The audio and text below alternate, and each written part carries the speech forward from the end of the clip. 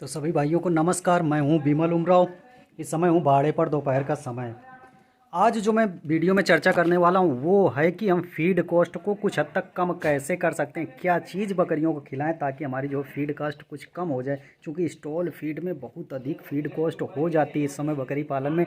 हर चारे बहुत महंगे हैं, तो कैसे चारे का प्रबंधन करेंगे, कैसे उनको स्टॉल करेंगे, कैसे हे बनाएंगे, ये सारी चीज़ मैं आप लोगों को दिखाने वाला हूँ।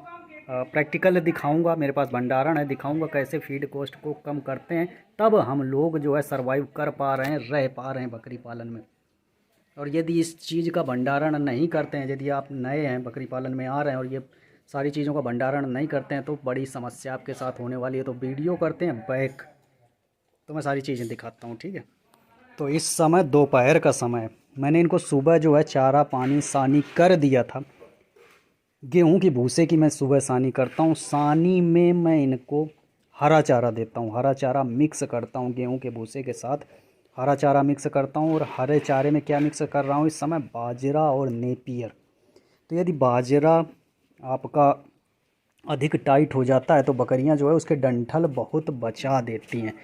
तो चलिए मैं आपको दिखाता हूँ। ये देखिए, सुबह मैंने इनको चारा दिया था और ये देखिए, चूँकि ये टाइट है,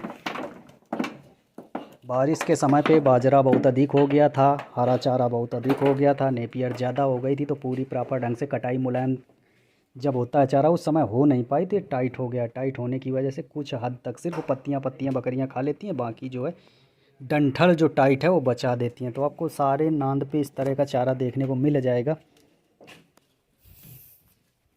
देखिए, इसमें भी बचा दिया है, बाकी सारा भूसा एक भी इसमें नहीं बचा है, सिर्फ टाइट चारा बचा है। अगली नांद दिखा देता हूँ।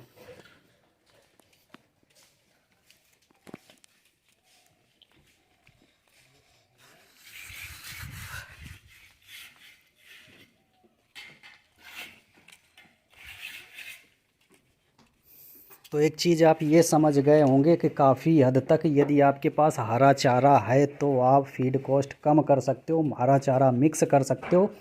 लेकिन एक चीज़ का ध्यान रखना है कि बहुत अधिक चारा हरा मिक्स नहीं करना है। जो भी आप सानी बना रहे हो उसमें लगभग 30 से 50% के बीच में ही हरा चारा होना चाहिए, ज़्यादा नहीं होना चाहिए। यदि हरा चारा ज़्यादा होता है तो क्या समस्या होगी, यदि कोई बकरी ज़्यादा खा लेती है तो दस्त करने लगेगी या गोबर जैसा करने लगेगी।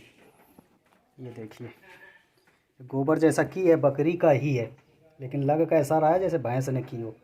तो इसका मतलब ये जिस बकरी ने किया हुआ है उसने ज़्यादा चारा खा लिया है। यही जो बच जाता है हरा चारा, यदि कुछ ज़्यादा हो गया, कोई कोई बकरियां क्या करती हैं, सिर्फ हरी हरी पत्ती खाती हैं। जैसे हम मिक्स करते हैं तो गेहूं का भूसा कम उठाती हैं, उससे हरा हरा चारा जो है छांटती रहती हैं। जैसे ये इनका सिलेक्शन चल रहा है, तो इस तरह से धीरे धीरे करके ज़्यादा खा लेती हैं।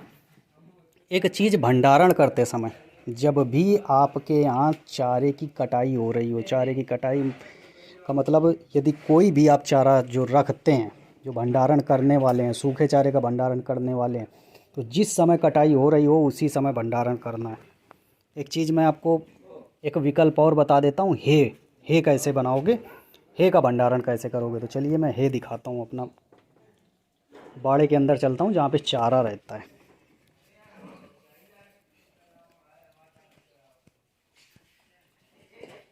तो चूंकि मैंने ये ठट्ठर वगैरह लगा रखे हैं ताकि बकरियां अंदर ना जाएं, को हटाता हूँ।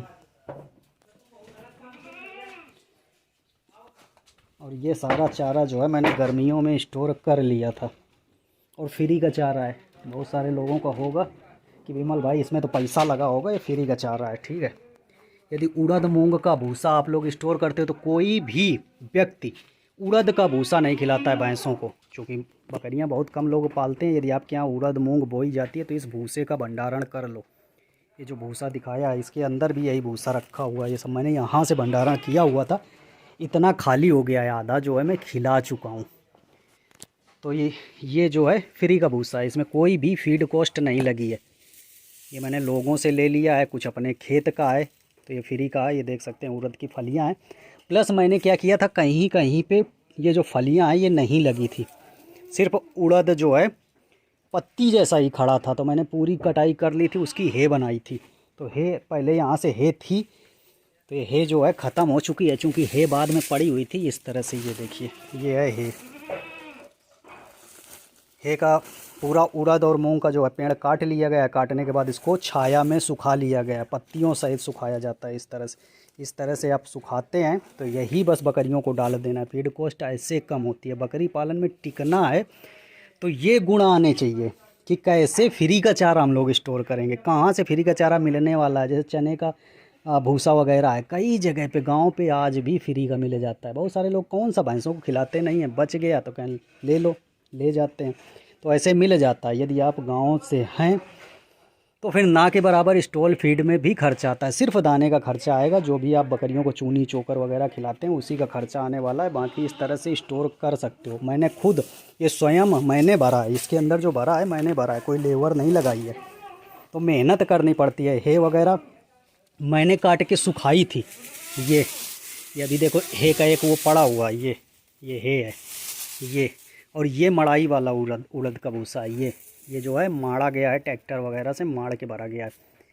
फ्री का चारा इस तरह से तैयार किया जाता है। जो लोग कहते हैं विमल भाई कैसे फीड कॉस्ट कम आ जाती है, तो देख सकते हो जब हमारे पास सारी चीज़ें फ्री की अवेलेबल हैं तो फीड कॉस्ट ऐसे कम होती है। फिर हमें सिर्फ दाना देना होता है। जो भी दाना 5-10 रुपए का जो खर्चा आया दाने पे, सिर्फ वही बकरियों का आता है, बाकी नहीं आता है। अभी दोपहर का समय है, दोपहर के समय में इनको यही भूसा जो है डालने वाला हूँ, क्योंकि सुबह मैंने इनको सानी दे दी थी। अभी ये भूसा डाल दूंगा, इसके बाद मैं जाऊँगा खेत, शाम को फिर चारा काट के लाऊँगा और शाम के टाइम फिर से सानी दूँगा। यदि बकरियाँ काफ़ी हद तक छकी रहती हैं, पेट उनके भरे रहते हैं, तो फिर इस तरह का डंठल बचाती हैं। ये इन्हीं का बचाया हुआ है, बाकी खा लिए हैं, कुछ ये बचा दिए हैं, तो इधर मैंने कोने में डाल दिया है। और यदि भूखी होती हैं, यही मैं डंठल अभी फिर डाल दूँगा तो इसी को खाने लगेंगी। तो ये रहता है। सारे बिल्कुल इंतज़ार में खड़ी हुई हैं कि कितनी जल्दी विमल भाई चारा डालें और खाने को मिल जाए। तो यहाँ से देख सकते हैं सब बिल्कुल इंतज़ार में खड़े हुए हैं। तो चलिए इनके ड्रम की मैं करता हूँ सफाई और इनको चारा देता हूँ। तो गर्मियों के टाइम में आप लोगों को ये कब भंडारण करना है? उड़द और मूंग का भूसा कब भंडारण करोगे? जब इसकी कटाई हो रही हो। ठीक है, फ्री का भूसा मिल जाता है। यदि गाँव घर से है तो फ्री का मिल जाता है। ऐसे ही खिलाओ, पूरा भूसा आपको भर लेना है। ये जितना भी भूसा है ये ऐसे ही खा जाती हैं। इसी में एक बारीक भूसा निकलता है, थोड़ा सा बारीक निकलेगा। जब इसको पंखा वगैरह से उसाया जाता है तो काफ़ी हद तक बारीक भूसा निकलता है। तो बारीक भूसा जो है बकरी नहीं खाती है। उसको क्या करना है, उसकी सानी बनानी है। गेहूं के भूसे के साथ मिलके आप उसकी सानी बनाओगे। ठीक है, तो खिलाने का दोनों तरीका मैंने बता दिया, फीड कॉस्ट कम करने का तरीका बता दिया। इस तरह से भंडारण करना है और बकरियों को अच्छी तरह से खिला सकते हो। तो बस इतनी जानकारी देनी थी। मिलते हैं अगले वीडियो में, तब तक आप सभी लोगों से विदा लेते हैं। Bye bye, have good day, thank you.